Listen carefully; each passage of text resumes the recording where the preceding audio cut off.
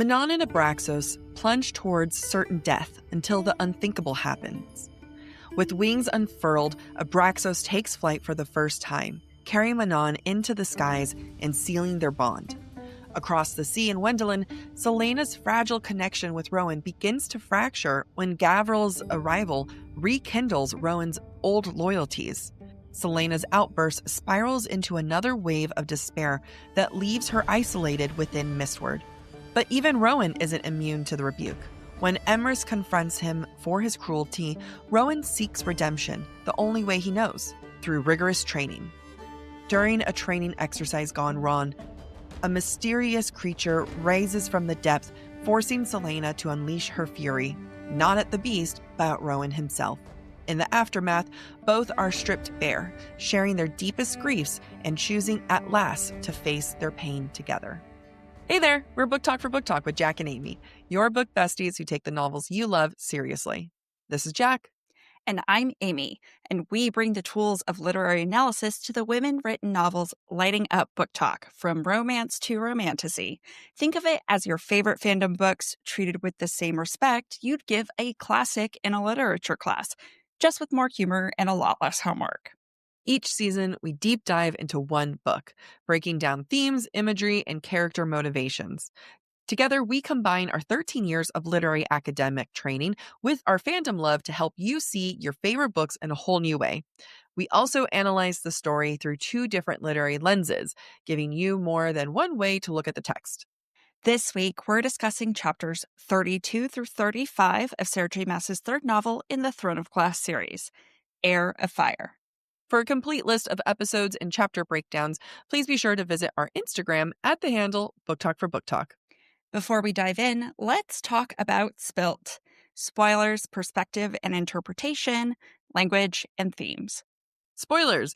This episode covers Heir of Fire with full context from the first three books. That's Throne of Glass, Crown of Midnight, and Heir of Fire. If you haven't read those, this is your only spoiler warning. Anything beyond Heir of Fire and other SJM works will be saved for our Breadcrumbs and Broomsticks episode that airs on Thursday. Perspective and interpretation. These are just our takes, our personal readings of the text. We don't speak for Sarah J. Maas, and we know you'll have your own interpretations too. We love hearing them, so share away. Language. We use explicit language, and it's just going to keep happening, so keep your headphones on and the kids away. Themes. We will also discuss tough topics like sex, violence, abuse, depression, self-harm, and death. We do our best to flag heavier moments where we can, but listener discretion is advised. As always, let's keep the conversation going. Tag us, DM us, or use the submission form on our website. And if you want exclusive content and live streams, you'll find us over at patreon.com/booktalkforbooktalk. Although people have been commenting a lot on Spotify, and that does help us collect comments. Oh, yeah. Like to review here. Yeah. Spotify also works, folks. Mm-hmm. Can't get enough of analysis?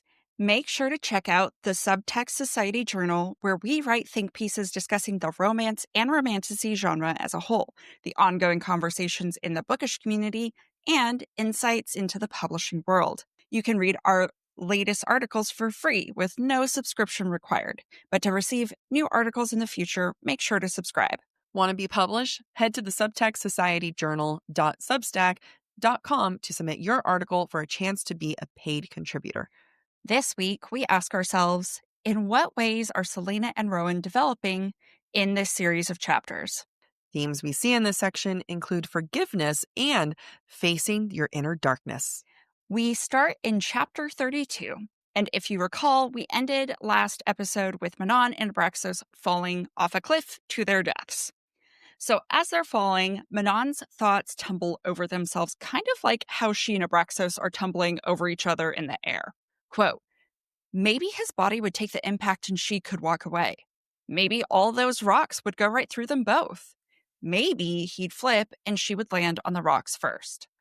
I wanted to point this out because I like how these thoughts are switching as, I don't know how to describe it. They're somersaulting over each other, kind of like how I imagine Manon and Abraxos are kind of like somersaulting in the air, and that's why she doesn't know who's going to land it's and like die. a new thought every flip. Right, exactly. And so first she imagines Abraxas dies and she walks away. And the last thought is the complete opposite, where she dies and hypothetically Abraxas lives. Yeah. And in the middle, it's that middle ground where, you know what, maybe they just both die. Yeah. So I just thought that was interesting imagery that's conveyed in her thought process. Yep. Also, this is the second time that she has faced death in this book, and Abraxos is the one to save her, which I think will go far in her opening up to him. Exactly. Now, the chaos of Manon's thoughts makes her ability to live uncertain and justifies why Manon now thinks about death. Quote, she hoped it would happen too quickly for her to recognize just how she was dying, to know what part of her broke first. When I read this section, my first thought was, oh, even hard ass Manon is afraid of death. And really, what it is about is the fact that she's powerless, right? She can't face her death and try to fight Mhm. back in this moment. She's powerless to what's happening to her physical body because she's strapped to Abraxos, essentially. And what it does is it really humanizes Manon for us. In many ways, this is probably the first time Manon has submitted herself completely to someone or something else.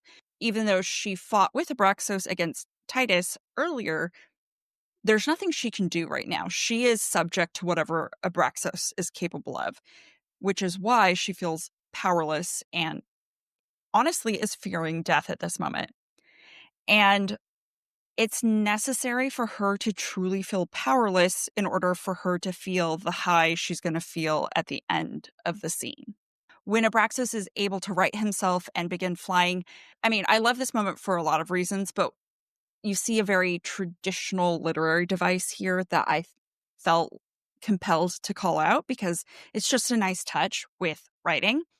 And what that is not only is it alliteration, but it's plosive. So it's the use of P's and B's to make that Mhm. sound, which to me mimics the sound of his wings as he's flying.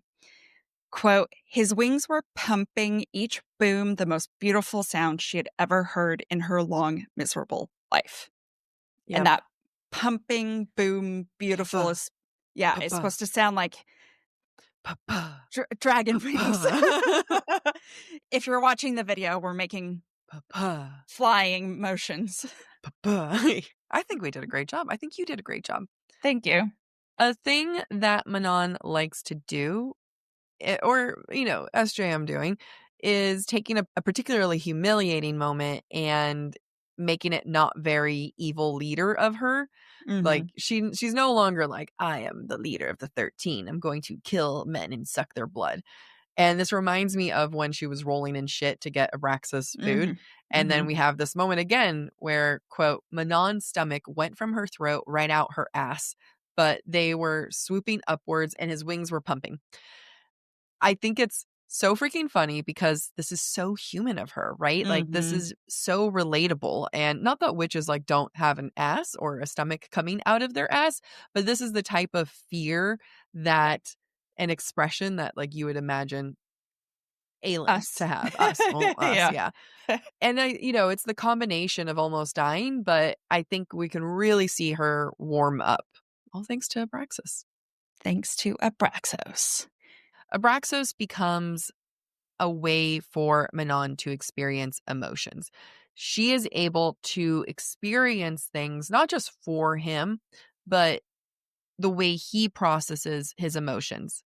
Quote, Abraxos, in joy or rage, or for the hell of it, gripped clawfuls of snow and ice and set them scattering behind, the sun lighting them up like a trail of stars. And again, this is like another very human thing to do is that you're experiencing a lot of different emotions at once, and she's sympathizing with him. Whether she's saying it or not, you can almost hear the subtext of her saying he's been stuck and Mhm. punished and used as bait for so long that this is his first taste of freedom. And I think in a lot of ways, Non is getting her first taste of freedom too, of being allowed to have these emotions. I think that's such a great point. And there's almost like a little bit of awe in that, Mhm. especially in the imagery of the snow being lit up like a trail of stars. Like, that's not a very Manon thing to think Yeah. about. And so because it's from her point of view in this moment, it feels like she's like, yeah, that was silly, but that's also beautiful. And I have a new appreciation for this, Yeah. which again, she would never admit to, but we see through her eyes. Mm-hmm. I always love Manon's point of view because she's consistently a liar. And it's very obvious to us as readers that she's an unreliable narrator. And in this instance specifically, like Jack said, we see her feeling empathy or sympathy for Abraxos. Quote, she had not understood what it had been like for him to live his entire life underground, chained and beaten and crippled until then, until she heard that noise of undiluted, unyielding joy, until she echoed it, tipping her head back to the clouds around them. Again, to what Jack was saying earlier, somehow this feels like not only has Abraxos been liberated, but Manon herself has been liberated. On one hand, because she hasn't been able to fly in 10 years and she loves flying and she's very connected to the wind, but also something about her emotions being liberated as well. Yeah, I mean, for her to be like, I don't know what it's like to be beaten and crippled and chained. Isn't that your entire life, right? Like the Right, way that her grandma is being like, if you die in the pit, you deserve it, right? right. Or if you fail the war games, don't bother coming home. Like Manon has been chided and beaten and crippled Hmm. and, all these things that's holding her back. And Abraxos allows her to face her own trauma. This reminds me of an article I read years ago. So please take this with a grain of salt, and it might have changed. But I remember reading it and feeling really interested because it encouraged young boys in the precipice of manhood, like preteens, right? Hmm. And encouraging that they get dogs because it allows them to have empathy in a society Mm. that, has like boys need to toughen up. It's just like a right time of like, okay, let's like get ahead of this or not. Again, is that backed in science? I don't know, but it made sense to my brain. Yeah, it does. Manon has another moment that I love.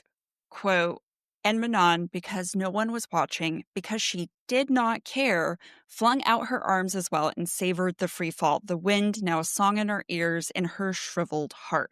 Felt very Grinch to me, where the Yeah. Grinch's heart grows 3 times at the end of the story. Hmm. That felt like what was happening to Manon here.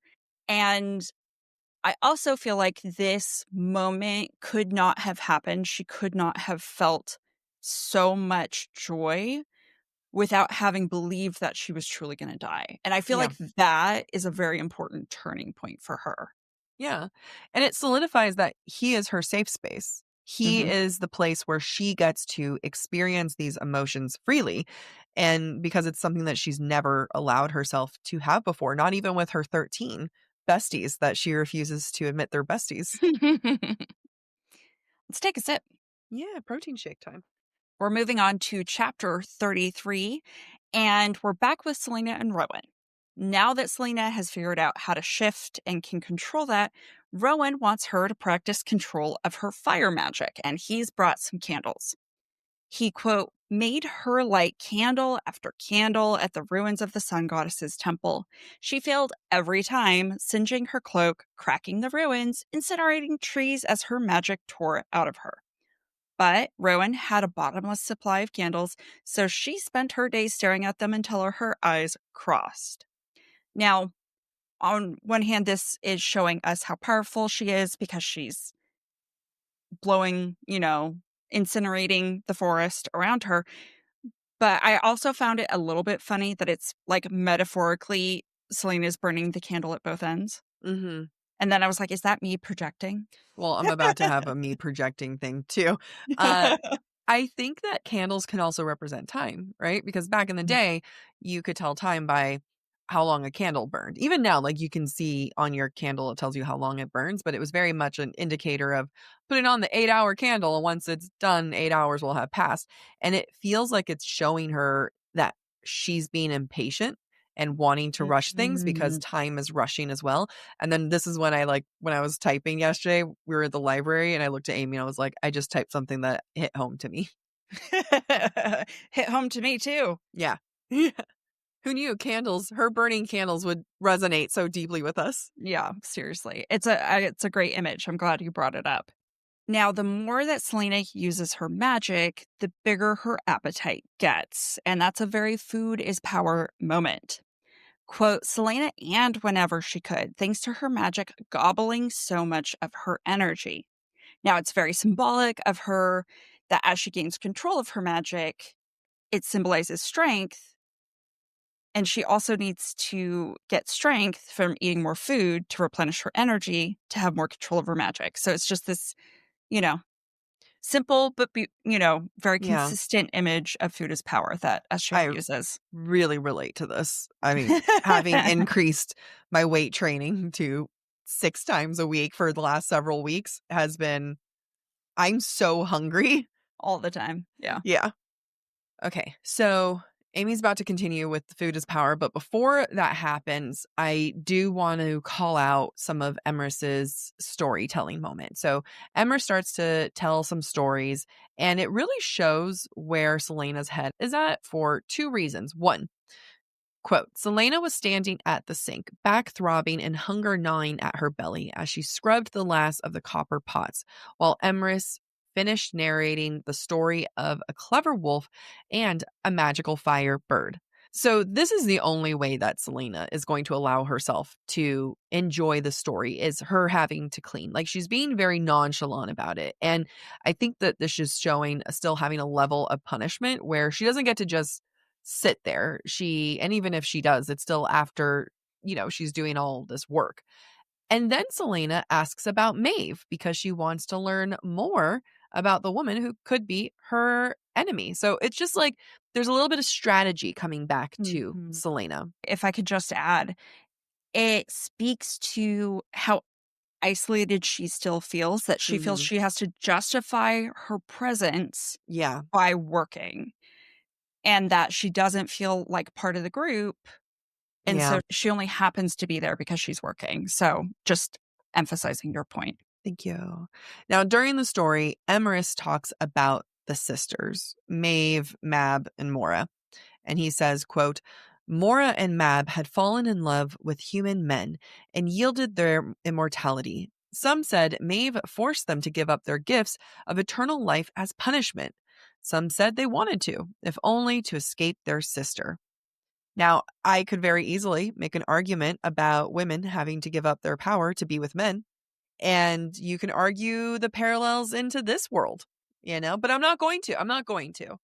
I don't know. We're not. However, I will make this other note, and this is a spoiler. So for the rest of the series, so just marking that. But I want to point out that this is what Selena does with her own powers. She gives it up. So just noting that. Now we're back to spoiler free. Another part of the story is about Maeve and her soldiers specifically. Quote, Maeve had cherished her warriors above all others. They loved her for it, made her a mighty queen whom no one dared challenge. Selena expected Rowan to puff his feathers at that, but he remained still and quiet and perched. So I just love how much propaganda that is, right? And, the lack of puffing, the lack of pride is very, very telling here. Mm-hmm. Now, Gavriel arrives because he's just experienced a tragedy and he's been looking for Rowan because Rowan's going to tattoo his grief onto his body. Now, Selena doesn't know that. She just wants Rowan to introduce her to Gavriel. But Rowan, who's been getting closer to Selena, just acts like Selena's not there. And she does not like being forgotten or ignored when Gavriel arrives at Mistward. And because she's nosy, she's going to use food as a way to get information because knowledge is power and power comes from food. So food and knowledge are power. They're interconnected. Quote, curiosity, not kindness, made her realize his friend probably hadn't had dinner.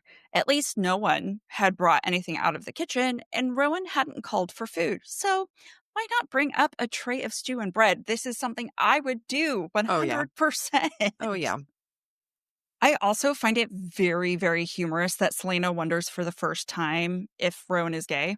But I also don't know how I feel about the placement in this moment. Quote, Mm. she had the mortifying thought that perhaps the male was here for a far more intimate reason. Now, on one hand, it paints a very clear picture without Selena saying anything that she's into him, Yeah. right? That for the first time, she's like, oh, wait, no, what if I'm wrong? What if he is gay? However, it also felt kind of, I don't know how to describe it, but to me, it also felt kind of like a throwaway thing for SJM to put in. A last minute ally. Yeah, exactly. Exactly. And I was just like, it just didn't sit right with me. Mm-hmm. So I just have to say that. I get it. I think what's hard is that living in LA, I constantly am asking if men are gay or not. And Mm-hmm. that is the life I live is, oh, he's cute. Is he gay? Mm-hmm. I mean, not just men, everyone. You just kind of have to assume everyone's a little queer here. Yeah. So, but I get what you're saying, where all of a sudden it's like, now am I going to be forward thinking? We should all live our life wondering if people are gay or not. Yeah. I Starting mean, forward like that, it's the assumption that people are straight, right? It's the same way that when people read a book, white people will put white characters in their heads before they put people of color in there as like a place mark, right? And it's the same way that we put straight people in as a place mark before we put anyone who's queer. yeah. And I think what feels so off base to me about it is that Selena has never thought this about Kale before she was with Kale. Mm-hmm. So, Yeah. just saying. So Gavril shows up and Gabrielle, Gavril. like Someone Ariel. needs to come up with fucking real names. I will not stand for this. It's like Gabrielle, but with a V. Gavriel. Exactly. Have real names. Gavriel shows up and really plays into Elena's insecurities. Elena, Selena. I knew what you all meant. of it. Aelin, Selena. Quote, she sometimes forgot that Rowan had a life beyond this fortress. It hadn't bothered her before, and she wasn't sure why remembering it now suddenly settled in her stomach like a dead weight, or why it suddenly mattered that Rowan at least acknowledged that she was there, that she existed. I relate to that so much. We all do. It's like, girl, I have been there. But yeah, it's beyond than just her showing early signs that she likes him. I think it's also showing signs that she needs his validation. And this is a trend for Selena. She is showing her daddy issues. She needs validation from Rowan. She needs validation from Kale. She needs validation from Arabin. And I think as we go into some of the memories that she had of her past, there's some validation she needed of her own daddy. Yeah. Yeah. So, it's a showing. It's a showing, that's for sure. Well, or, I mean, she had such a maybe toxic view of her mother Mhm. that it's only the men in her life that she needs validation from. Oh. Also, her uncle was the king, so even Yep. more like the men's opinion were the only ones that mattered. Yep. Oh boy. And Gabriel was, or not Gabriel, Adian was the one Mhm. who was her protector. Like, she really gravitates towards men. She's not a pick me. I mean, She's it, just not far. right, right. I mean, SJM did not set Selena up for success. No. No, not at all. Now, another moment of her feeling insecure here is when, quote, Gabriel's attention darted between her and Rowan, his nostrils flaring. He was smelling her. And, you can argue maybe he is smelling something between them, but it almost comes off as like he's smelling her like like she's competition. Mm-hmm, mm-hmm. And so she goes, she's in the room and she's like, "Oh, I was just here to bring the tray of food. I was doing it innocently." And then he gets pissed. Rowan's like, "Get the hell out." And he's extra pissed off. So Selena goes into the hallway. She's pissy because he kicked her out. And then he comes in the hallway and he's pissy and she's just ready for a fight. Quote, just seeing the lividness written all over him had her riding that reckless, stupid edge again, and clinging to the anger was easier than embracing the quiet darkness that wanted to pull her down, down, down.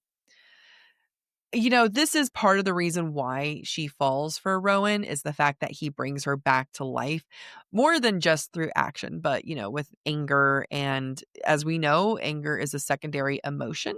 There's a lot of other feelings. So it's not like you ever just experience anger. You're experiencing another thing, and anger is a product of that. And for here, it's more about her not wanting to feel the sadness. Right now, it's feeling rejection, and it's something beyond the darkness, right? Like feeling rejected is something. But unfortunately, he is also ready for a fight when she's ready for a fight. So they're both ready to duke it out with each other. It's not healthy, but is any book, you know? Yeah. We're not here to read healthy. No. What's impressive about this moment is that Selena is not just able to vocalize her vulnerability, she's able to put it out there. Quote, saying those last words made a sharp, quick panic rise in her, an aching pain that had her throat closing. You left me. Let's move into the abandonment issues now, portion of the conversation. Who's abandoned her? Kale, Nehemia, Arabin? Everyone has abandoned her. And now it's like, but at least, like, again, our girl was able to vocalize it. And Mm-hmm. I was talking about this with a coworker the other day about how a former boss of ours that I really liked her. Once I did vocalize to her of saying, my former boss saying, hey, I work well with praise, because she was like, you did a really good job. And I was like, I need you to know I'm going to strive for that validation. Like, that is what's going to keep me going. And Mm-hmm. she actually learned as a boss that I don't do well with, like, you need to do better. I mean, she would point out the things that I didn't do well, and I would be so crushed. And then she would Mm-hmm. like cater it to things that I did do really well. And I'd be like, I just want to make you proud. So, Yeah. you have to vocalize your issues so that people can use it accordingly Yeah. with you. Yeah. I am going to read what Rowan said, not only because it's horrible, but because she repeats the same thing to Emrys later. Now, this is Rowan talking to her. Quote, I don't care what you've been through or what you want to do with your life. The sooner you can sort out your whining and self-pity, the sooner I can be rid of you. You are nothing to me, and I do not care. Remember the time he told her she was better off dead? That Mm-hmm. the world would have been better if she died as a child? Just like, Mm-hmm. let's take a trip down memory lane, guys. And she was being vulnerable to him. She said, you left me. And okay, look, I'm sorry. One last time. You have to be a certain level of fucked up if someone is opening up their vulnerability to you of you left me. Imagine someone just like being raw and saying like you left me, and that doesn't crack you or warm you up a little bit. Mm-hmm. We already know he's going through his own shit. I hear it, guys. Don't worry. I'm just saying. He's clearly in his own head. He's got his own issues. I know. I'm trying to be on board. Okay. He's making it hard for me. Yeah, and we're going to talk about this later. He explains why he reacts this way. And to your point, Jack, I don't know how he didn't react differently, Yeah, right? Knowing what he's been through, like this felt forced and overboard. I have a general rule of thumb, and that is when you meet someone with vulnerability, they meet you with vulnerability. Anytime I've had friends, family, they're like talking to their husbands or spouses and anyone else, or just anyone that they're coming to, and they're like, I have all these feelings. I know this is going to start a fight. And it's like, it won't if you start off with vulnerability. Yeah. It's an immediate diffuser, in my opinion, and in my experience and everyone else's experience. So, like you said, the fact that this wasn't a sobering moment for him, Yeah. it was a little weird. Yeah. Yeah. Agreed. Now, Selena is not intentionally provoking Rowan. Like Jack said, she's being vulnerable. And when he reacts this way, she uses her words to ask him to hit her. Mm-hmm. Quote, instead of reminding me again and again how rutting, worthless, and awful and cowardly I am, just hit me because I'm damned tired of trading insults. Now, this is a progression from the time that she intentionally provoked Rowan and he punched her, right? This is now he's verbally assaulting her, and she's like, I'd rather you physically assault me than verbally assault me right now. Again. Yeah, which is kind of terrible. Yeah. And because of the mean things he's saying, because she can't take that when she's trying to be vulnerable, she walks away, she's dejected, she's put out, and she slips into a depressive episode. And she thinks to herself, quote, it would have been nice, she supposed. It would have been nice to have one person who knew the absolute truth about her and didn't hate her for it. It would have been really, really nice. She walked away without another word. With each step she took back to her room, that flickering light inside of her guttered and went out. Again, we learn later why Rowan acted this way, but even with those excuses, the argument feels forced. It feels like SJM needed to get to this point specifically Yeah. so that Selena could have this downward moment, so that she could have this low in her journey. And this sentiment that I just read is obviously the reason why Selena chooses Rowan in the end, because he Mhm. does ultimately know the absolute truth about her and doesn't hate her in the end. But this roller coaster of how shitty he's being to her I know. continues to disappoint me. Just before Gavriel arrived, earlier in this same chapter, she's like, every time we listen to Emerus talk, Rowan's in his hawk form and he gets closer to me. And he like sidles up to me and snuggles He close to was me. pulling her hair and having fun and like basically flirting with her in the last episode. He's doing all these things, right? And her dropping off food and interrupting the tattoo session is not enough. Now, I will say she does try to rile him up, and what she says is, "Do you charge for that?" Mm-hmm. Don't but he was already coming out pissed. He was already Yeah. out there, and that is not enough of a charge, and it does come from a lack of character development and lack of inside his head that the thing is, does he really explain? Not in what we're about to see. He doesn't explain why he was so upset. This does not make sense. Like, okay, this is an intimate moment and he can be frustrated, but does it warrant this type of a response? And it is SJM is following all of the structural things that needs to happen, but do we have reasons to get there? We don't have enough internalization on his part to understand, and therefore we get a lot of internal thought processes from Selena that don't make sense, Yeah. that fill in gaps that are not logical, which we'll see later. Yeah. In chapter 34, we start with Selena in low spirits. And despite how hungry she's been lately because she's been using her magic, she doesn't feel like she can eat anymore because of her emotions. Quote, she did not remember her dreams or feel the pangs of hunger or thirst when she awoke, and she could barely respond to anyone as she trudged down to the kitchen and set about helping with breakfast. Both symbolically and psychologically, this is demonstrating Selena's vulnerability right now to being provoked. She Mhm. lacks the strength to even carry herself through the world.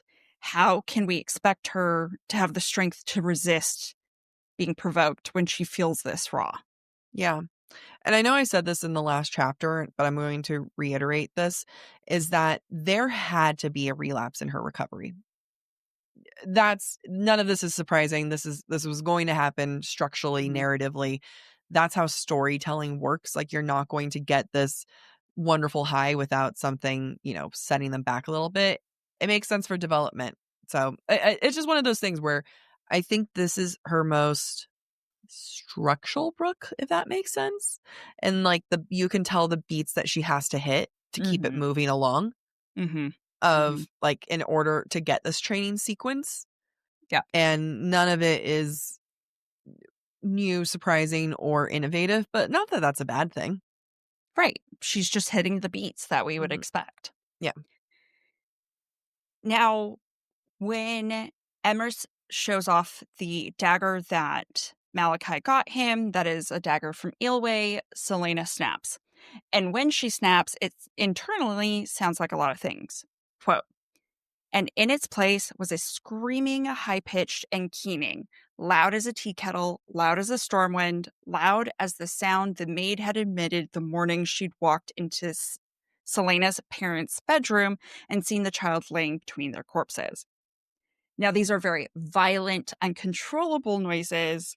And the more I thought about it, the more I wondered if I could make this fit, which is the noises are also the result of something changing. So, for example, with a tea kettle, when the tea kettle is hissing loudly, that's because water is being boiled and evaporating.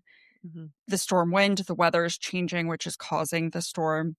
And the maid screaming because Selena's parents are dead. So I just wanted to other than the thread of they all sound the same, what is there physically the same or Mm-hmm. such about these noises?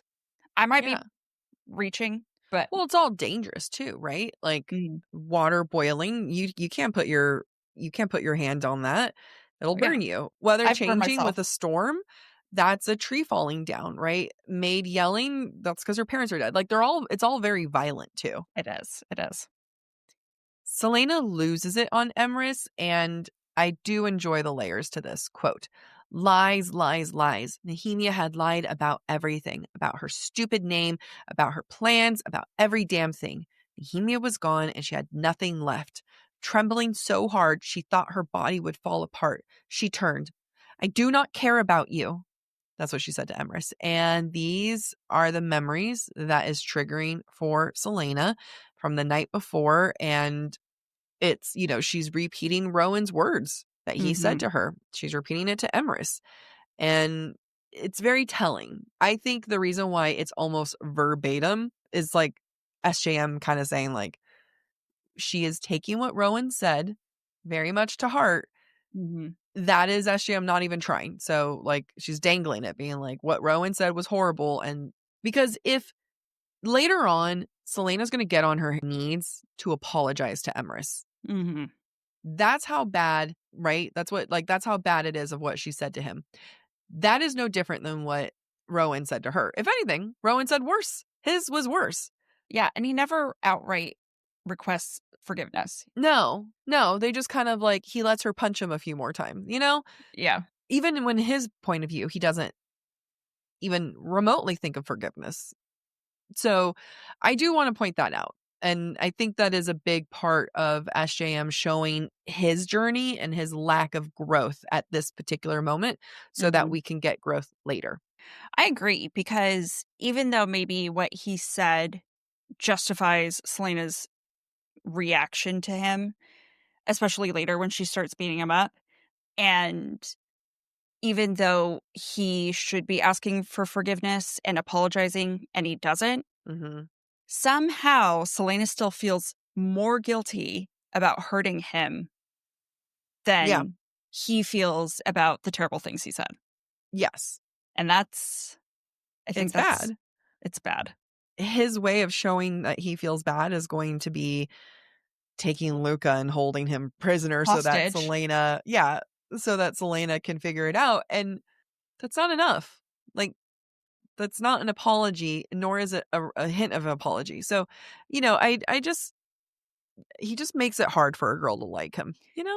Yeah. And maybe we can talk about this when we get to that point. But I also have to think about it as he's fucked up Yeah. because the authority figure in his life has been Maeve for hundreds of years.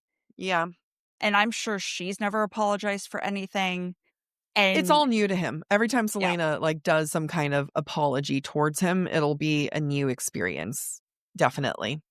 yeah, yeah. And when we get him opening up to her, that is definitely meant to be the turnaround point. So I'm understanding. I'm wiggle room. I've angered too many people. Now we get Rowan's point of view for the very first time. And again, we need this point of view because of the horrible things he said to her. Quote, "The girl was nowhere to be seen, and for a heartbeat, he'd hoped she'd left again, if only so he didn't have to face what he said yesterday." It ain't shit. That ain't apology. It's more of like, can I avoid the consequences of what I did? Mm-hmm. Can I do the very thing that I keep accusing Selena? And hey, you can argue that every accusation that he makes to Selena is an accusation he's making to himself. Yeah. Everything that he hates about her is a thing that he hates about himself. And, I'm just saying that now, and I can actually like him a little bit more after that. It's funny because just how Selena looks to men for validation, he's kind of looking towards women to direct him, Mm-hmm. you know? So, but he, they're showing some expressive regret. Also, I love talking about titles. I love talking about what we call people, what the use of names are, and the fact that he removes her name. He's not even calling her Aelin, just the girl. And he is the one who's creating separation. And this is something so that later on, when he calls her Aelin, it will have more impact because we are specifically getting him avoiding even thinking her name. Yeah. By the way, this is now the 7th point of view in this book. It's too many. It's too freaking many. At this point, Selena goes to cry. And then this makes me cry. And let's see if I can read it out loud because she hears her mom and she hears, "Why do you cry, Fireheart?" It had been 10 years, 10 long years since she heard her mother's voice, but she heard it then over the forest of her weeping, as clear as if she knelt beside her. "Fireheart, why do you cry?" "Because I am lost," she whispered, "and I do not know the way." I am tearing. I mean, that's like that clip on TikTok where it's like, Yeah. "Fireheart, Fireheart." And then Mm-hmm. I mean, and it's like you get this part repeated in other books again, like in the future. Mm-hmm. And that's why I got the tattoo, is because of that clip. And it's like, "You do not yield." This is like when I told Amy, I'm like, I'm watering, my eyes are tearing up in the library. This is the exact clip and moment. I'm having done talking. Go ahead. I got you covered. So Rowan shows up because she's crying by the lake. And he's like, "Let me get you out of a funk." And he's about to go on his little sage journey. But what I love about it is that he calls her name. Quote, he smiled grimly. "I think I started to figure you out, Aelin Galathinius." There's a lot more impact here.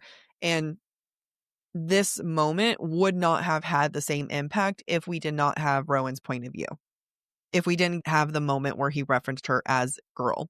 And there's Mm-hmm. a reason why he calls her a name this time. It's not to insult her. It's not to make her feel like, she's not living up to her potential. It's actually it's a form of peace is what I'm seeing. Mm-hmm. That's a good point. On this hike up, we get this description, which I really like. Quote, this is the hike, eventually turned into the snow-capped peak that marked the barrier between Wendelin and Doranel beyond. For some reason, this hulking giant made the hair on her neck stand up. That reminds me a lot of the mountain and the peak that Manon just had to, face. And both of them are kind of facing this make or break it moment up high in the mountains in the sky. It's a good point. Thank you. Mirroring. So after this moment of vulnerability, Rowan decides, you know what? Let's have a training moment because that's a good way for us to make amends. And Selena is not particularly happy about this new lesson that Rowan has devised for her because she finds that Luca has been held hostage and chained to a frozen lake and he's cold and hungry. We have a little metafictional moment between Aelin and Rowan that is funny and I normally like.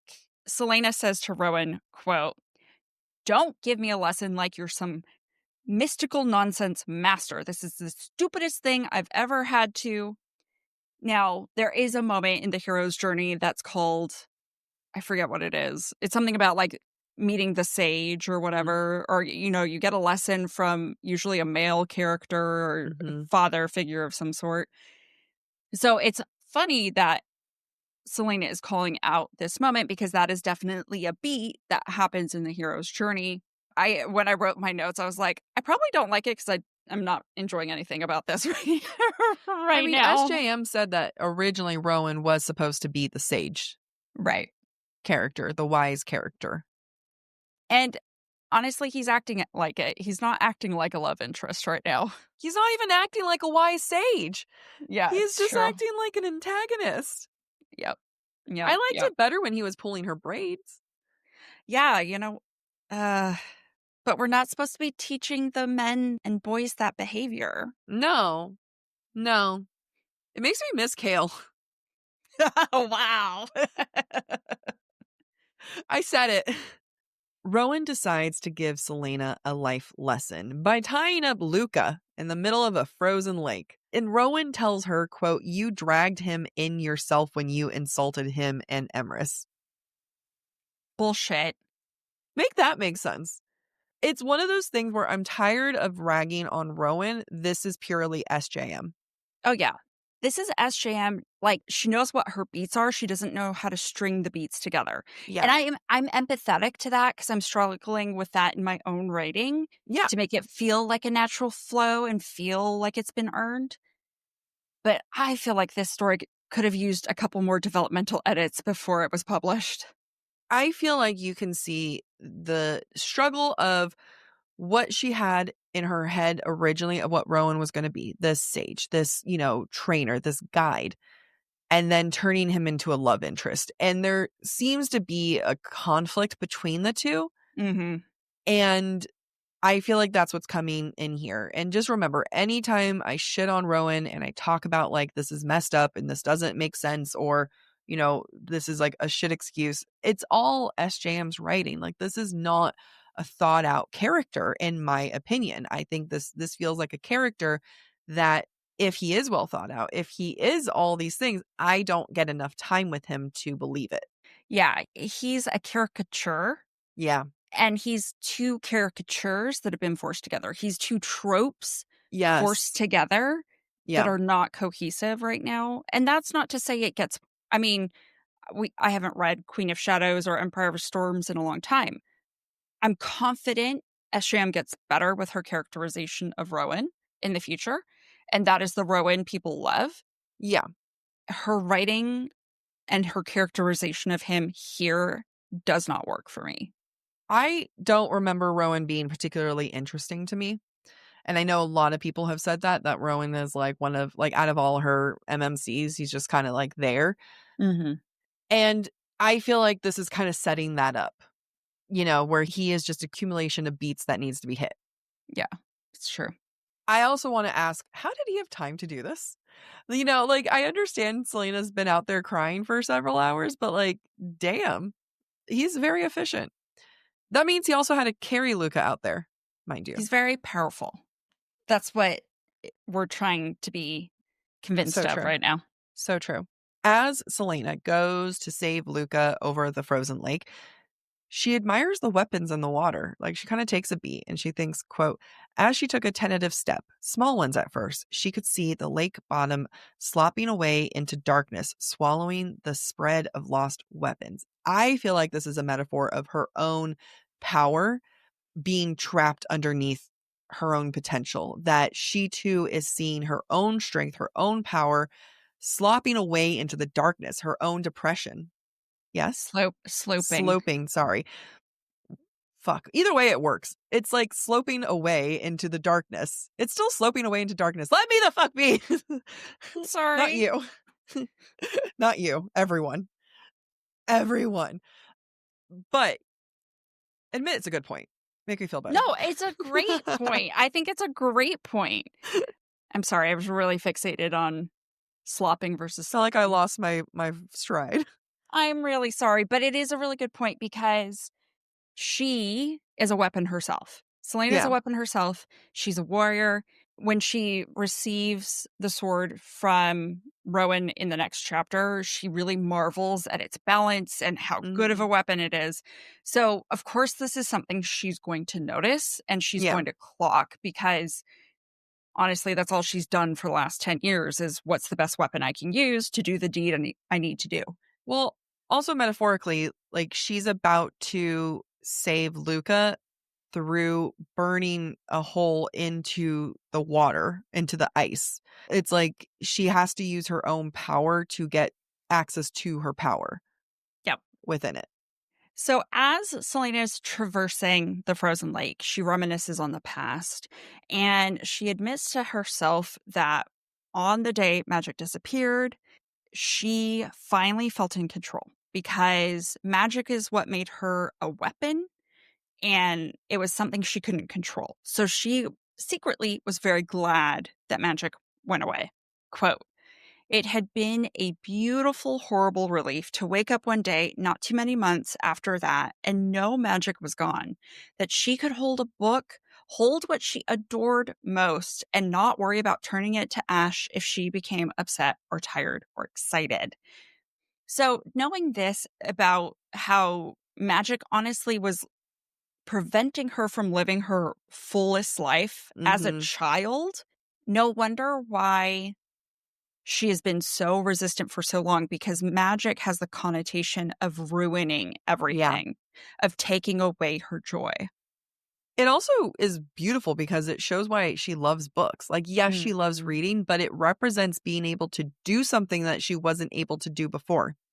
Yeah. She was not able to control her own powers or her abilities. She's afraid of her own self, right? Like, not beyond just what Arabin did, but because before her parents even died, her powers were something that was going to be controlled, that was going to be manipulated, that was going to bring, the palace down.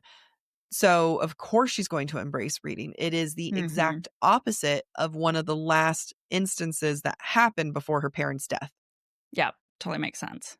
This is probably one of my favorite sentences within maybe this book or maybe the series. I wrote the series, but we'll see if I believe it once I read it out loud.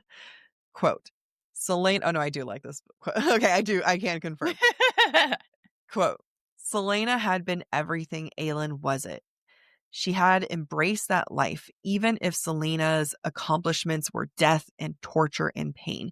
The fact that she embraces Selena because she is opposite of Aelin Mhm. is incredible. I think it shows the level of pain because we have to remember all the shit that Selena herself had to go through in order to become Selena, the training, the Mhm. abuse, the death, like all of it. In order to be that, she would rather that than be Aelin. And I think it also shows, like, why she's never tried to go back to Terrasen, Mhm. why she never tried to do, quote, unquote, "step up," which I'd still argue, like, she's so young, don't expect that from her. But Right. you can see that. You can see that there's 2 sides of herself, and you can see the purpose that Selena serves her, and this is the most moment of Selena's not real for me. Yeah. Yeah. It's yeah, beautifully said. Thank you. Yeah, I think this is, like, probably in Selena's story in this book, the most redeeming statement. Yeah. The statement continues also with this quote, She had never been in control. Even as Selena, control had been an illusion. Other masters had held her reins. Not just Selena, but as Aelin too, right? She has Mhm. never been control. She wasn't in control of her magic. She wasn't in control of her fate. And even now, she's still not in control of anything, but the one thing she can be in control of are her powers.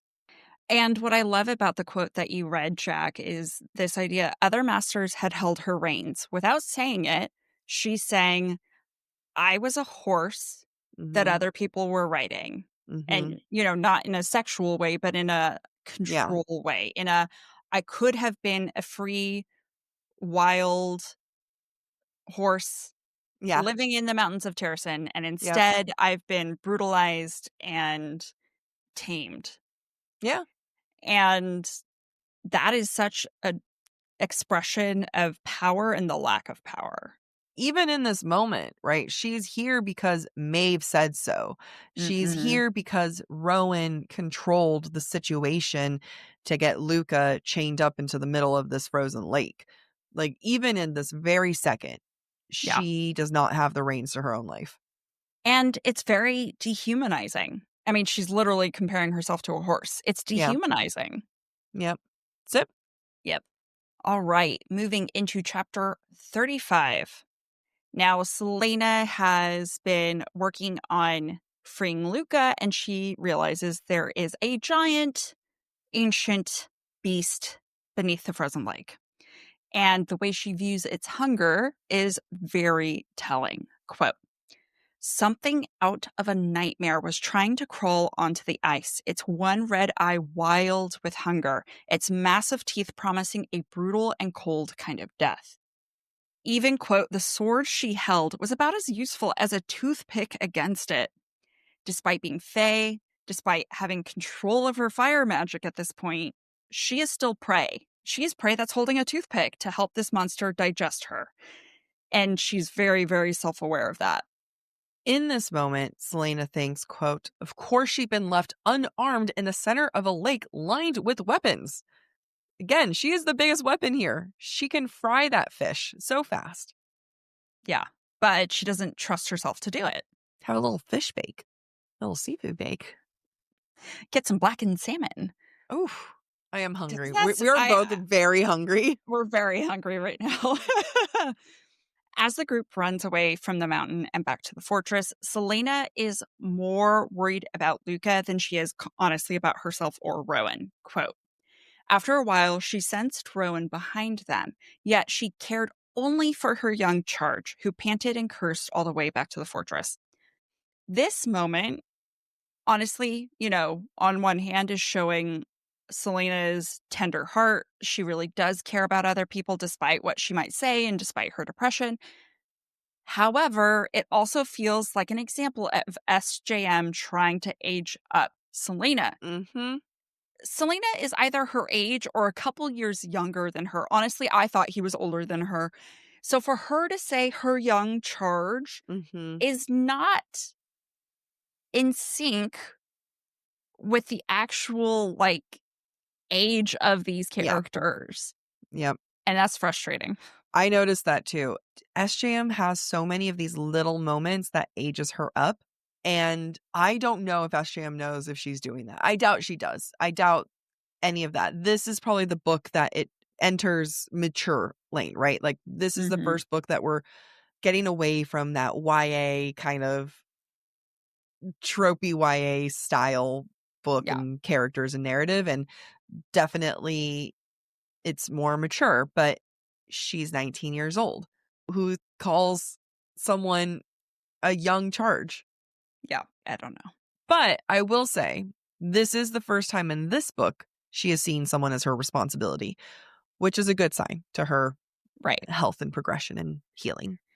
Yeah. So, regardless of how we feel about the use of young charge, it is signaling a turning point for Selena. Again, narratively, she's hitting the beats, SJM. Now, once Luca is safe and they're close to Mistward, Selena in her Fae form punches Rowan and she doesn't warn him. I think I remember thinking she does warn him. But You think everyone warns everyone in this book? I do. I kind of want to look at it. Let me She just pull doesn't it. warn him. Wait, let me just look. What she does is she says, "I will kill you," and then she launches herself at him. So Is that warning enough for you, Amy? Is that maybe is that your warning? Is that the thing? no, Is it's that not. the It's thing? not. You're like, So it's not. saying that It's you're gonna not. kill someone is fine. No, I mean, look, I she's do. pissed. I know. What's happening is this is a mirroring of Rowan punching Aelin Mm-hmm. at the start of the novel. And let me just read this quote and tell you what I'm thinking about. Quote, "He couldn't dodge her, so she grabbed him by the front of his jacket and connected. Oh, hitting him in the face felt good, even as her knuckles split and throbbed." Now, for a while, Rowan does punch back, but then he just starts to take her ire, her physical beating, and then what she doesn't realize is her blistering hands. She's singeing his skin. Now, earlier in this episode, we talked about the moment where she was like, "You should just hit me instead of verbally assaulting me." Yeah. This is more spaced out, but it feels like a parallel to what we saw with Manon and Abraxos, somersaulting in the air, and the way that Manon's thoughts also somersaulted. So we have 3 moments across the book so far where Rowan punches Aelin because she antagonized him. Selena tells him to punch her instead of antagonizing her. And then Selena punches Rowan for being an asshole and threatening Luca's life. So it feels kind of the same where we're having their positions switch over time to Yeah. see kind of the chaos of the relationship. And so because of the similarity with Manon and Abraxos, I was like, oh, is Rowan Selena's Abraxos? They both fly. They do both fly. It is true. Selena will eventually ride Rowan Also true. in a different way, but Yeah. what's important about this fight, though, is that it brings back Selena's spark. And the thing that makes her vicious is the need to protect others. Quote, Mm-hmm. if you ever endanger anyone else the way you did today, the blood on her nose splattered on his face, mingling, she noted with some satisfaction, with blood from the blow she'd given him. I will kill you.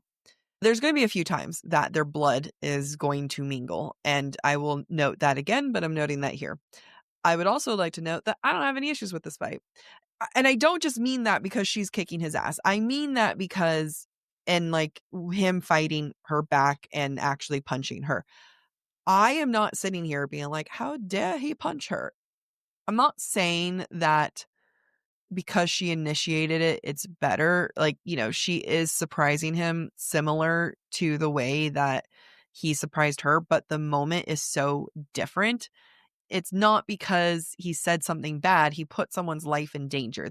There's guilt here. Like the fact that Rowan isn't fighting back, he knows that what he did, like he fucked up. He truly fucked up in this moment.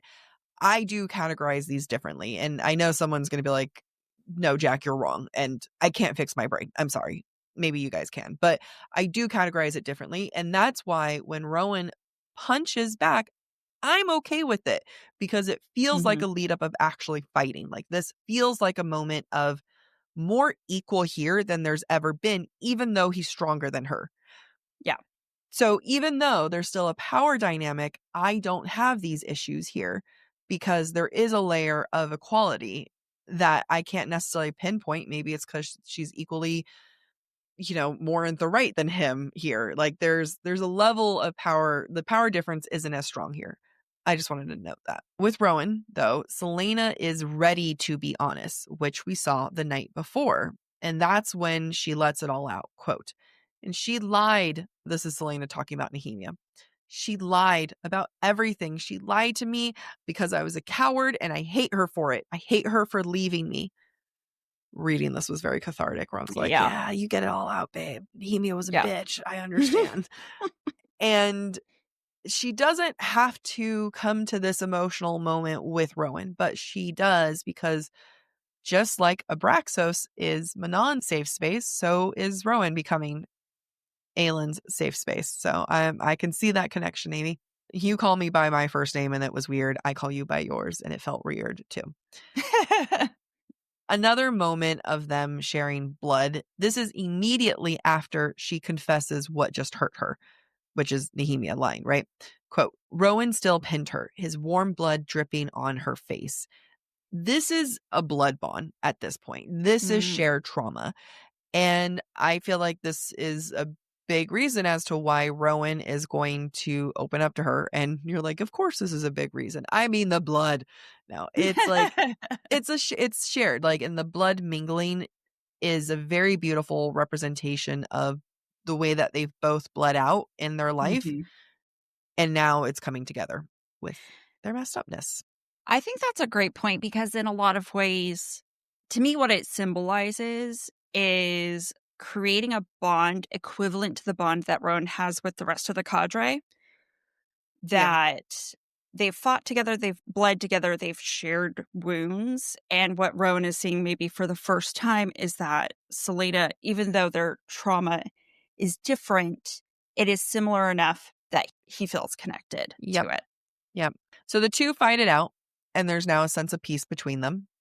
And we have this quote, she snorted, and as they approached the fortress, the torches and candles ignited as if to welcome them home. I take that to mean that she's the one who lit them, and I don't think she Mhm. knows that she's lighting them. I think this is her way of telling her that she's in a safe space, is that there's a control to her power, that it's able to light the candles finally, but, because she's with Rowan and she feels safe. Hmm, that's good. I didn't even think about that. Now that Rowan and Selena have finished their little spat, they enter the fortress and Emrys gives them a hard time. He calls them, quote, no better than alley cats brawling at all hours of the day and night, Emrys said, slamming 2 bowls of stew onto the work table. I love this moment because Emrys has taken Selena and Rowan's humanity from them by comparing them to alley cats, and it makes them come across as feral and uncivilized.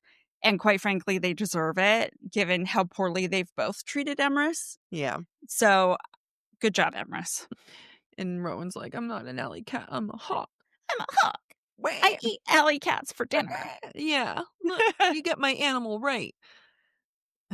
He doesn't say that, obviously. I do enjoy this scene, like because they're both like children that have been chided, right? And Mhm. Selena's even surprised when Rowan helps her clean the dishes, and it's showing that they're on equal playing field here. Mhm. They fought. Selena got some good punches. They're on an even playing field, even though he's more powerful, but it is an even playing field. Yep. They come in, they're both yelled out by Emrys, even playing field. They're both cleaning, even playing field, which is why we're able to go into this moment where it evens it out even more so. So Selena goes to Rowan's room with the salve to help heal his wounds after she's burned him and after she's kicked his ass. And she finds him shirtless in his room. Quote, she hadn't expected his body too closely before either. His chest, tan enough to suggest he spent a good amount of time without a shirt, was sculpted with muscle and covered in thick scars. Oh, she'd be horny for him. So horny. So horny. But this also shows a difference into the way that she sees Rowan compared to when she saw Kale and Sam. Quote, a warrior's body that had centuries to hone. This is not a 22-year-old captain of the guard, right? This is Right. not a teenage Sam. This is a man, and he is a true warrior. And this is different, and she will respect that. Honestly, after someone who has dabbled in very fit man recently, it is,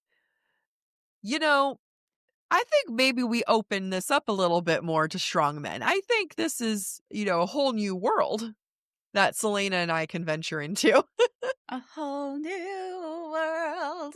With Is that what you're singing in biceps your head? strong enough to carry me, hold me like a princess, Oh, no jeez. matter my weight.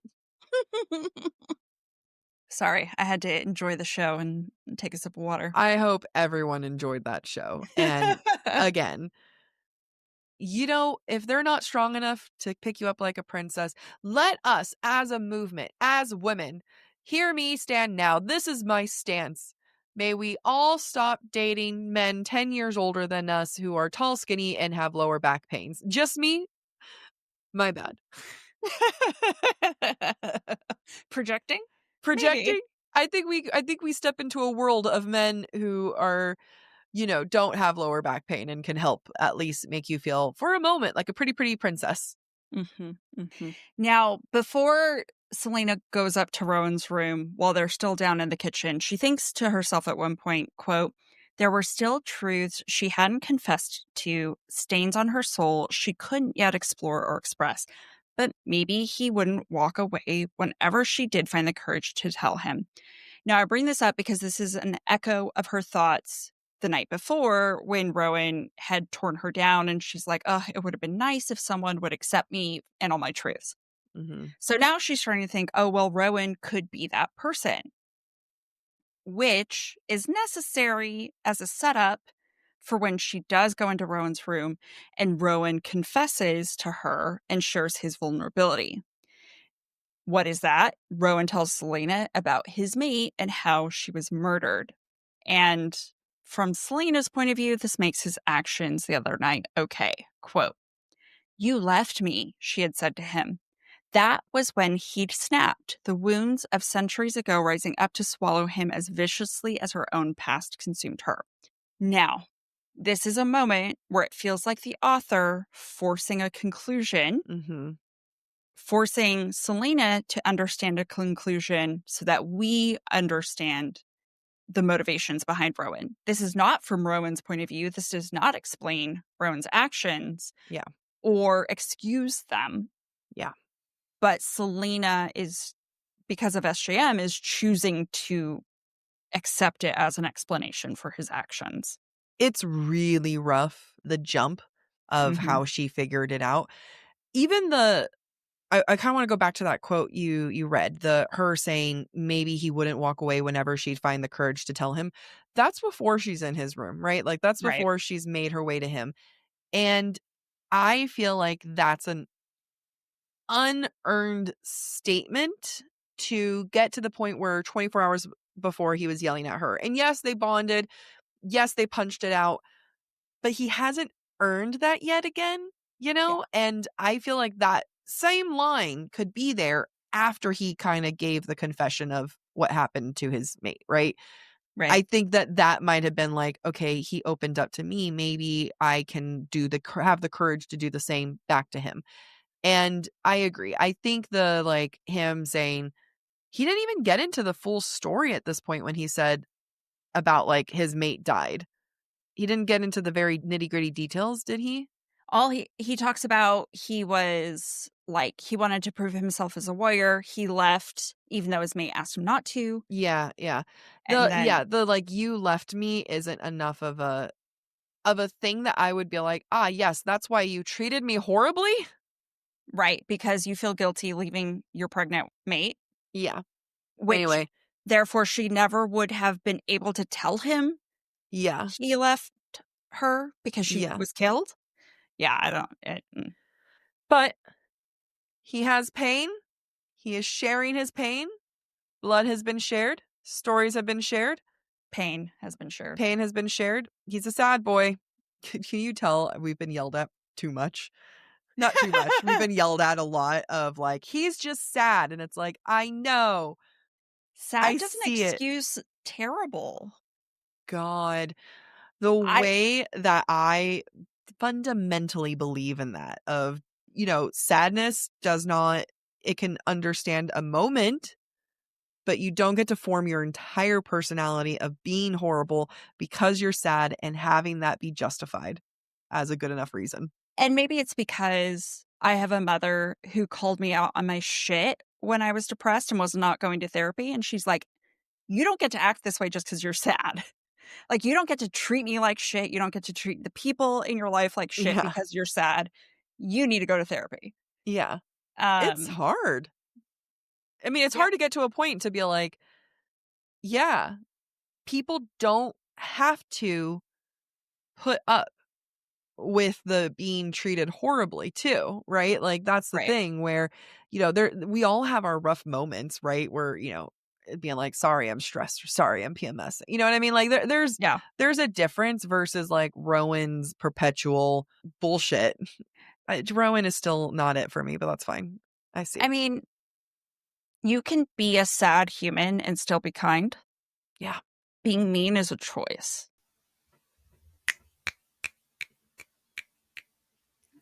We're gonna just sit on that. I wish this is the end of that episode, but we have a couple more notes to go. We have more notes. Now, because Selena has told Rowan about her anger towards Nehemia and what happened to Nehemia, and then Rowan has now told Selena about his mate, I guess they're bonded, question mark? Mm-hmm. Well, which is what Jack was saying. I wrote my notes before Jack wrote her notes. Symbolically, they have bonded, right? The blood mingling, the psychological sharing of trauma. Yeah. And so it justifies him saying, and I say that facetiously, quote, but maybe, he said, quietly enough that she looked at him again. He didn't smile, but his eyes were inquisitive. maybe we could find the way back together. I don't believe it. I don't believe it. Mm-mm. What at any point, other than the symbolism, has Rowan expressed an interest in doing anything with Selena by his side? Nope. Him confessing, like, is hell of a, Yeah. like, "Oh, wow, he's confessing to her," and that's been, building up, I guess, but, I could believe him opening up to her, sure. Yeah. This moment where he's saying, like, "Let's find our way back together," is That should have been chapters later. That is yeah. not this moment. Mm-mm. Again, there hasn't been enough vulnerability to justify it, and quite frankly, not enough kindness on Rowan's part to justify it. Like, Selena. Willingness. Kindness Right. and vulnerability, like, to say to someone, "Maybe we can find the way back together," that's not just vulnerability, that's willingness to bond, that's Yeah. willingness to, like, really rely on someone. You're telling me that he's willing to rely on her now? After saying, I hope that girl ran away so I don't have to face the consequences of what I said." I could believe Selena saying that because she's already expressed several times, "You left me, I'm sad." Like, she's opened up, she's been vulnerable before. In order to get to this vulnerable moment, he needs to have more vulnerable moments beyond his, "Let me tell you my sad backstory." There needed to have been some other vulnerable moments between the two. Right. And again, this is not a criticism of Rowan. This is a storytelling, a story structure Mhm. criticism that we have for the author. And again, I think back to what we said earlier, I think SJM took a square peg trying to fit into a round hole with Rowan. Mhm. He was meant to serve us one purpose, and there wasn't enough work to rewrite Yeah. him to fit the new purpose. 'Cause we don't have enough pages. We Yeah. have too many point of views. We have too many things happening. Like, I am happy that we're getting some development. I'm Yeah. happy that we're moving somewhat forward. I'm happy to see this. Like, honestly, this is the longest we've stayed with these characters in this Yeah. book consecutively, Yeah. and happy to get some development, but it's like all of their character development has been smushed into these few chapters, and it's not enough to make the pieces together. And because of the rushed writing, it make Rowan a character that some people might find hard to get on board with. Yeah. I agree. I'm going to say something that has no evidence All to right. support it. None whatsoever. Yep. I wonder if Heir of Fire was never supposed to have Manon in it. And through the revision process, Manon was added. Yeah. Uh, Yeah. because, I mean, Manon makes this book, but she Mhm. has no ties whatsoever to, and I know timeline wise it's necessary, but it's also not. Like, you could have cut Manon Yeah. and focused more on this relationship and told Manon's story later. It's interesting. I can be on board with this theory because what if coming into book like this, like as she's writing this book, she's mapping out the next book, right? Like she's already Mhm. working on that. So then, yeah, it would make sense where she's like, ah, shit, I can't just dive into Manon's story. I need some background to this. Yeah. Or, oh, like Manon, because like that's right. You start writing and you're like, oh my God, this character's so interesting. I'm tuning into them. I'm getting so much from them. Their backstory doesn't fit in just a couple of chapters. I need to give them more. Is there proof? Is there evidence? No. Could I see it? Yes, because there is just too much time has been taken away. Right. And it almost feels like there could have been more scenes, like with Ron and Selena, that were sacrificed. I even think Dorian was not Mm. necessarily needed. I mean, yes, we need him to go. We could have found another way to have him be crushed at the end. You could have never had Dorian or Sorsha's point of view, and it all happening in the background of Kale's point of view. Yeah. Like, I get you need to have Dorian isolated. You need to have Sorsha sending out the letters. Like, there's things that should have been sacrificed, and that ended up being Selena and Rowan's development, and that is the part that I'm hit the hardest with. Like, I feel like was hit the hardest and I don't think was worth sacrificing. I agree, because we're more than halfway through the book, and this Yeah. is the first time we're getting development. This ends with part 2. Like, we end this Yeah. in part 2. So this is like the conclusion of part 1, and you're sitting here going, that was part 1? Like, Yeah. okay. We did a We lot here in a short amount of time. This feels like the end of a okay. Yeah, sure. I'm on board. Whatever. Yeah. Yeah. Before we wrap up, I have to say the one last line of this chapter, because Rowan puts the spark back into Selena. And again, this is another thing that feels like SJM had to hit. Mhm. And that's why Rowan makes the offer of them developing together. And because Selena needed to have, quote, an ember began to glow again inside Yeah. her by the end of the first part. Yeah. And it just feels, it's like when I try to kiss my cat, it just smushes together. Mushed. All right. So, like last week, our breadcrumbs and broomsticks segment, because it's all spoilery in nature, is going to be aired in a separate episode on Thursday. That is also where we're going to discuss listener thoughts and interpretations we've collected from your emails, DMs, and answers to our prompts and on Spotify comments. So let's dive into our question of the week, though. All right, Jack. Yeah. In what ways are Selena and Rowan developing in this series of chapters? I feel like we just answered that with the discussion we We just answered had. that. I'm going to try to take this in positive. Let's do a positive interpretation. I think we've Okay. really laid into all the ways that we have issues with. Now, let's shift our mindset and argue for the opposite, right? The fact that this ends part 1 Mhm. is suiting. The fact that the beginning of this book was introduced with Selena and Rowan in his hawk form, of her as a mess and him spying essentially. And you have this as a different bookend, right? Mhm. This does show a journey between where we were at the beginning of Rowan being a specter of her downfall and spiral to him now being a lifeboat and life vest to her coming out of the spiral. I think that's a very, very beautiful way to describe it. And you're right. They have come a long way, despite the fact that we have not seen every single moment of their interaction. Mm-hmm. A lot has happened to change between them. I think that part 1 is as long as it is because they needed a lot of time to experience that change. Mm-hmm.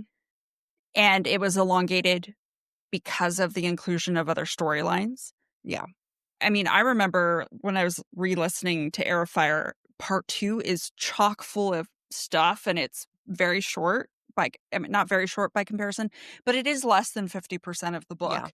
Yeah. And so everything in part 1 is necessary for part 2 to take place, Yeah. but it's a different sort of story when we move into part 2. And you have a story between Aelin and Rowan, two characters that have not found comfort in allies for different reasons, right? For Selena, they keep dying, they keep leaving her. She can't find anyone stable. So it kind of makes sense that the next person that she finds to be so stable is this powerful warrior, is someone who is near immortal. So, like there is stability there. And Mhm. for Rowan trying to work past his dead mate situation, of course he would find comfort in a woman who could defend herself. Mhm. Both of who they each find comfort in what they need the most in a quality of someone. Yeah. I think that's an excellent, excellent point that ultimately, at the end of the day, they feel safest with someone who cannot repeat their history Yeah. or their greatest fears. Yep. Rowan has survived torture that Sam did not survive. Yep. Literally the exact same torture. That is so freaking true. All right, let's actually go into that. Okay, we can do this in layers. So Rowan survived the same torture that Sam went through, Mhm. and Sam didn't survive. Rowan knows her identity of Aelin the way that Kale knows her identity, only without the rejection of it. Right. Nehemia chose not to like go to Celaena and give her the truth. Rowan unabashedly gives her the truth. Yep. What about Dorian? Dorian's a little punk ass bitch. Rowan is not. Well, Dorian I love Dorian. I love Dorian, but Dorian needed protection. And Dorian Celaena only needs protection, yeah. And Celaena provides that protection where Rowan will provide her with protection. Ultimately, Celaena's never had anyone who can truly have her back. Yeah. And Rowan, and she's getting that with Rowan. And for Rowan, he's never had anyone who hasn't manipulated or died on him. And Celaena is there to be able to defend herself and be brutally honest, right? Like, Rowan has thrown himself into Maeve's care. And by the end of all this, we're going to see Rowan be loyal to Celaena. And that's because Celaena is the opposite of Maeve, right? She's compassionate to the Demi-Fae. She's angry when he puts lives in danger. Celaena is the opposite of Maeve in every single way, basically, and also opposite of his mate. So, look, guys, we can do it too, the other way. What this conversation makes me think is that had Celaena met Aedion before Rowan, I think she would have fallen in love with him. I think she would have fallen in love with Aedion. I thought that while taking notes too. Because Aedion would be capable of providing what Rowan has provided her. And so really it comes down to timing. Who got to her first? Yeah. And maybe that's why SJM had to change who the love interest was. Because if Rowan was not originally the love interest, because he encounters her first, it doesn't make sense for Celaena to not choose him. Yeah, everything other than, spoiler, he is her true mate. Right. That is the only thing that makes them work. Other than that, Aedion would have been the perfect match for her. Yep. Now, maybe you can argue because Rowan is older, he has more stability, which is hilarious because no, he does not. But you could say he has a certain wiseness and maturity. Again, I'd argue not. But Aedion provides the history that Rowan doesn't have. Right. The only thing that Rowan provides that Aedion does not is the magic that can counter Celaena's magic. Yes. Truly. That's it.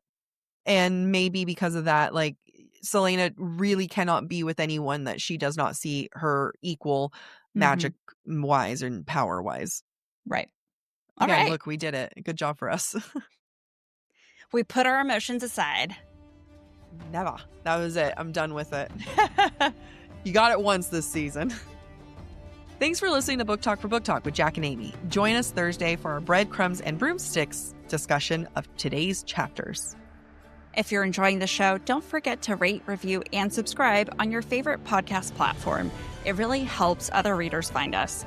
And of course, we'd love to hear what you thought of today's episode. Share your comments through our forum at booktalkforbooktalk.com, and we might feature your feedback in a future mini episode or in a Patreon exclusive episode. For merch and more ways to support the show, head to booktalkforbooktalk.com. You can also follow us on TikTok, Instagram, and YouTube at the handle BookTalkForBookTalk. And don't forget to join us by subscribing to the Subtext Society Journal.substack.com to get more insights into the romantasy and romance world. Bye.